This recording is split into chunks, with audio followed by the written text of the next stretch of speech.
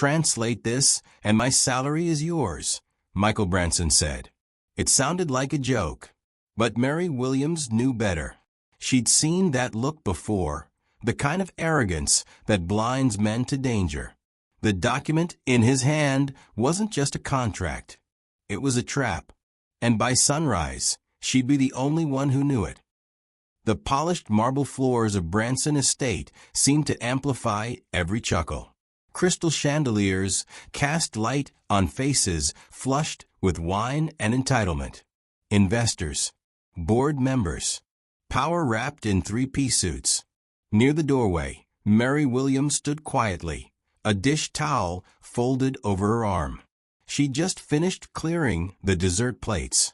Her uniform was crisp, her posture unassuming. But her eyes, dark, steady, alert, flicked toward the document Michael held. Thick, official, stamped with a seal she recognized instantly, which reads thus, Lisboa Global Tech. She didn't flinch. She'd spent 12 years in this kitchen, invisible by design. If I translated before sunrise, she said, her voice calm but edged with something sharper, do I get the raise or the respect? The laughter stumbled.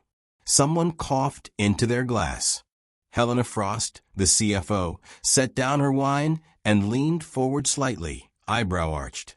Michael's grin widened, but his eyes narrowed. Whichever's harder to earn, Mary.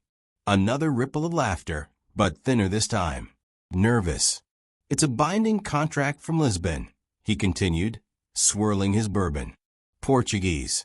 Legal jargon, data security clauses, engineering specs. My legal team spent weeks decoding this beast. He paused for effect. No offense, but you seasoned chicken. This isn't a cookbook. The board erupted again, louder now. One executive slapped the table. Mary didn't look away.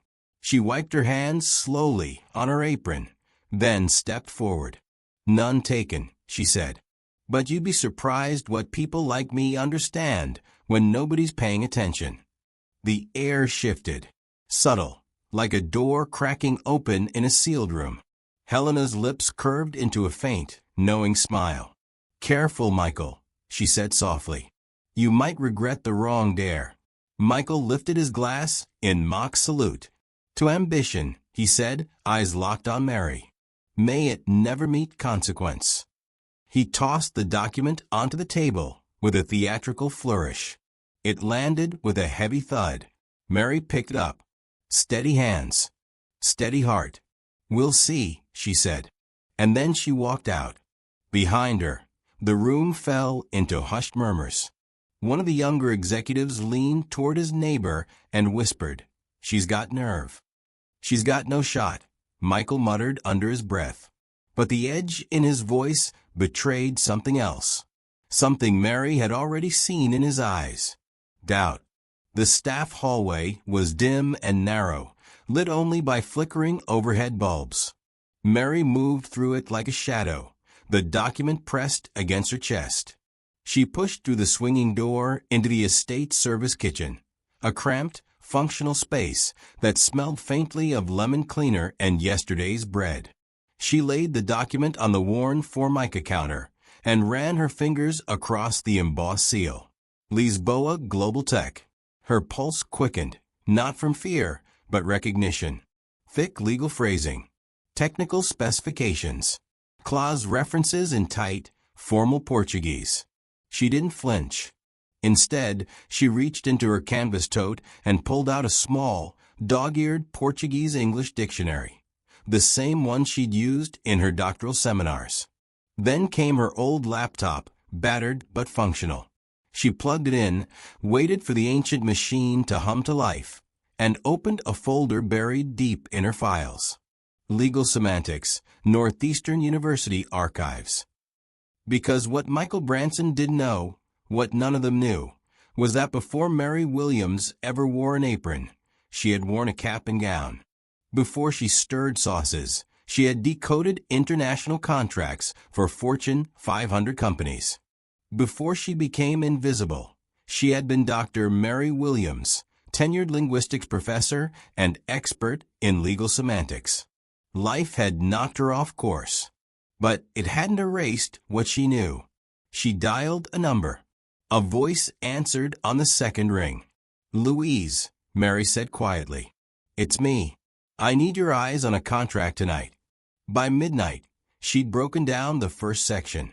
By 2 a.m., she was cross-referencing clauses, underlining inconsistencies. By 4 a.m., she'd found it, the poison buried in section 14.3. Outside, the sky began to shift from black to deep blue, the first whisper of dawn. Mary leaned back in her chair. Her fingers were ink-stained. Her coffee had gone cold. But she was ready. Tonight, she wasn't the cook. She was the only one who truly understood what that contract meant. And soon they would too. The document sprawled across Mary's kitchen counter like an accusation. Pages overlapped, corners bent, margins filled with her tight handwriting. Her coffee sat cold in a chipped mug beside her laptop. Her eyes were red-rimmed but sharp, locked on the screen as rain began to tap against the window, steady, rhythmic, relentless. Every line she translated pulled her deeper into the past. Clausula de renovaco automatica. Automatic renewal clause. Her fingers paused over the keys. She'd seen this phrasing before. Years ago, in a courtroom in Boston, when a single mistranslation had cost a client millions. She'd been the one to catch it then, too. Northeastern University, 2006. The memory arrived unbidden, sharp as broken glass. Mary stood at the front of a lecture hall, chalk in hand, her voice steady and confident. A single misplaced preposition, she told her students, can transfer ownership from one party to another. Language isn't just communication, it's architecture. And in contracts, one wrong word can collapse the entire structure. The room had erupted in applause. She'd been 31, brilliant, untouchable. Dr. Mary Williams, rising star in legal semantics, published in 3 journals, consulted by Fortune 500 companies. Then came the scandal. Not hers. Never hers. But her department chair had embezzled research funds. And when the investigation came, someone needed to take the fall. Mary's visa status made her vulnerable. Her refusal to stay silent made her a target. The board hearing was swift, clinical, brutal. "We're revoking your tenure offer, Dr. Williams." On what grounds? Budget restructuring. Departmental reorganization. She'd known the truth. They all did. But no one fought for her. 2 years later, she stood before an immigration judge, a folder of recommendations and publications in her lap, and heard the word that would define the next decade of her life. Overqualified. The judge hadn't even looked up. The time is 4:47 a.m. Mary blinked, pulled herself back. The rain drummed harder now. Her hands returned to the keyboard. Then she saw it. Transferencia de Chavez de Encrypticao. Encryption key transfer. Her heart didn't race. It froze. She scrolled down, scanning section 14.3 with surgical precision. There, buried beneath layers of dependent clauses and conditional phrasing, was the poison. A renewal clause that upon the second contract cycle would automatically transfer Branson Group's proprietary encryption algorithms to a foreign subsidiary. No notification, no consent, just a quiet, legal theft dressed in partnership language. Her fingers flew across the keys, typing a translation note in all caps, which read thus: "This is not a partnership. This is a takeover masked as cooperation." Her hands trembled, not with fear, but fury. Someone inside Branson Group had to have known. This wasn't an oversight. It was sabotage. She hit print. The old inkjet wheezed to life, spitting out pages one by one.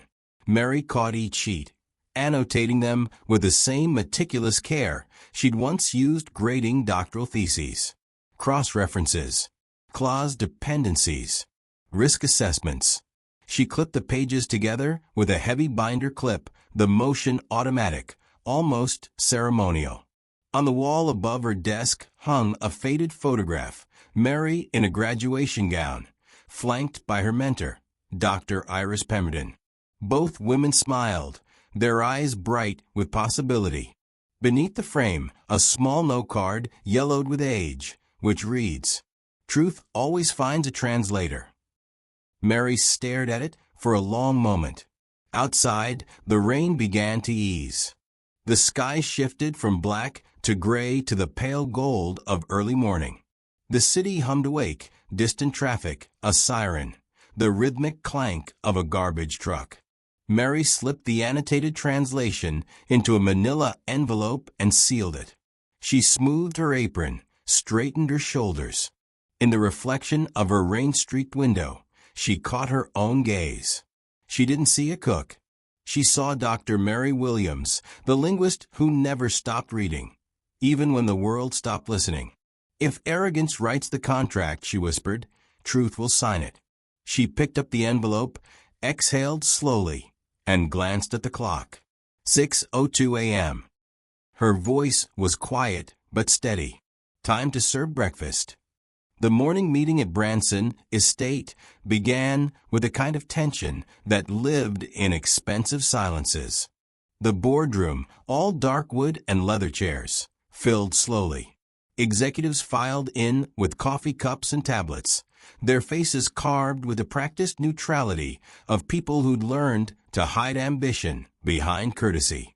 Michael Branson sat at the head of the table, looking exactly like a man who'd slept 3 hours and dreamed of nothing but his own cleverness.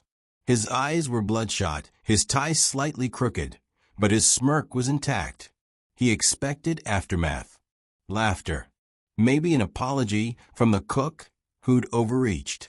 What he didn't expect was Mary Williams standing in the doorway, envelope in hand. Helena Frost noticed her first. The CFO's eyes widened slightly, a flicker of something between surprise and respect. "You actually did it?" she asked softly. Mary nodded once. Michael's grin stretched wider.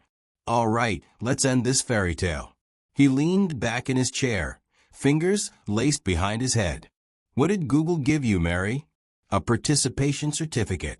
The room chuckled, polite, uneasy, waiting. Mary walked forward, her footsteps measured and sure. She placed the envelope on the polished table in front of him, her hand steady. "Not Google," she said calmly. "Experience." Michael opened the envelope with theatrical casualness, still smiling. He pulled out the first page, then the second. Then his smile began to die. The paper was covered in tight, surgical handwriting, annotations in 2 languages, cross-references to legal precedents, clause dependencies mapped like a forensic report. It wasn't amateur guesswork. It was devastation neatly organized. Helena leaned over his shoulder, her eyes scanning the text. Her expression shifted, brows furrowing, lips pressing into a thin line. She flipped to the 3rd page, then the 4th. Where did she get this phrasing?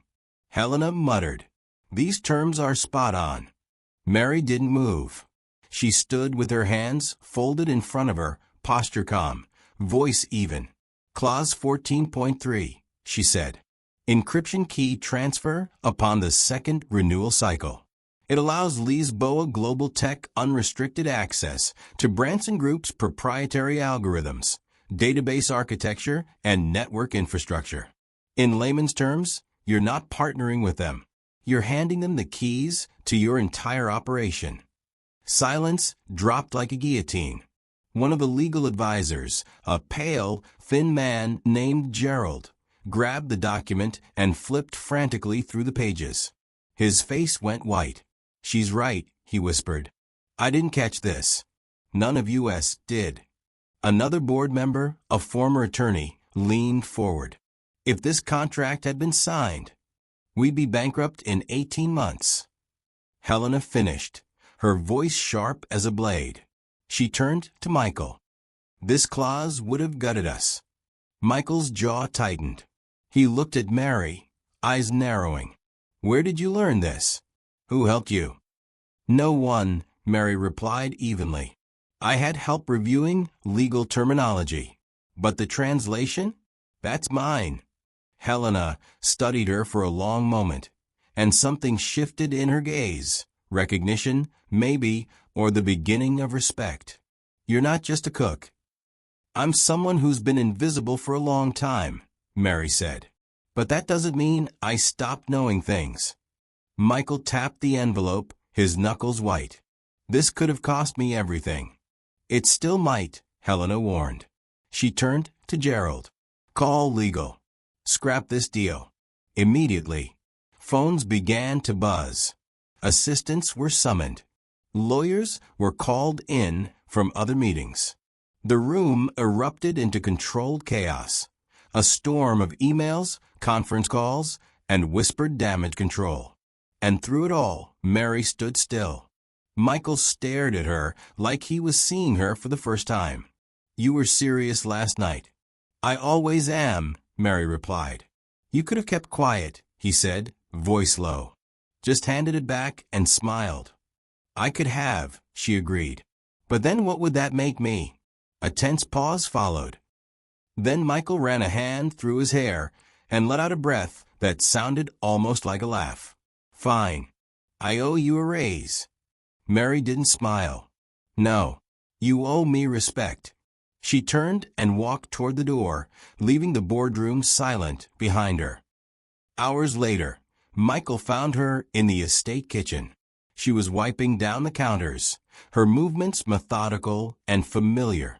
He stood in the doorway for a moment, watching her work, then cleared his throat. You could have kept quiet, he said again. Mary set down the towel and faced him. Silence pays well, she replied, but not with self-respect.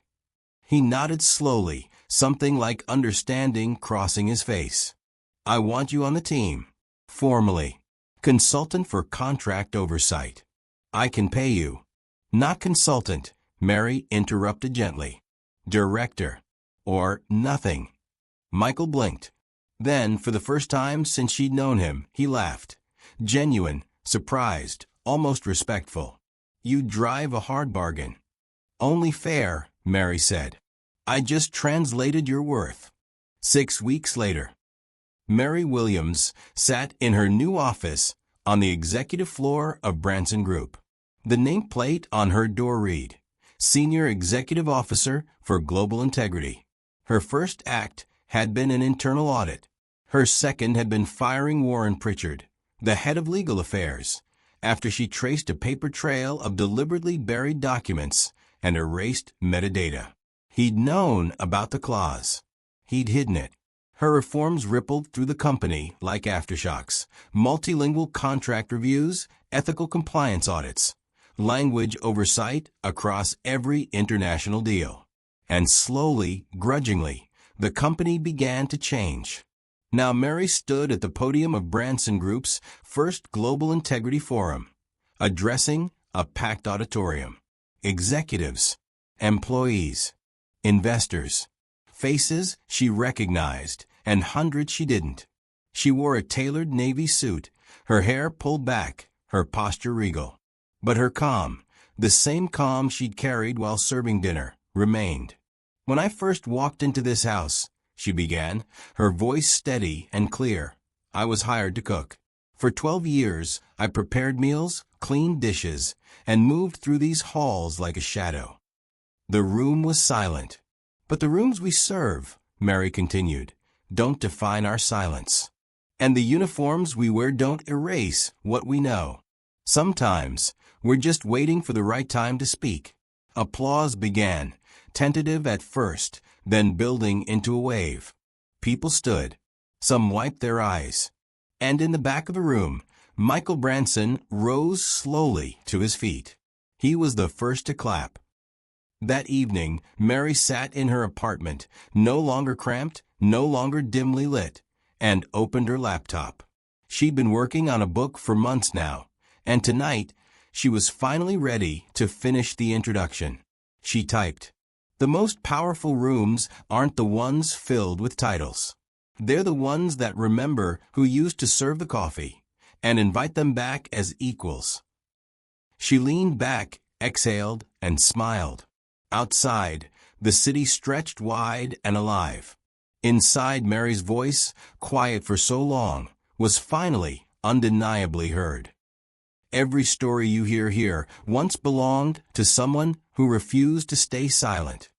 If you believe in stories that inspire change, kindly hit the subscribe button, and let's grow this community together. Doing that will greatly help our growth. Thank you.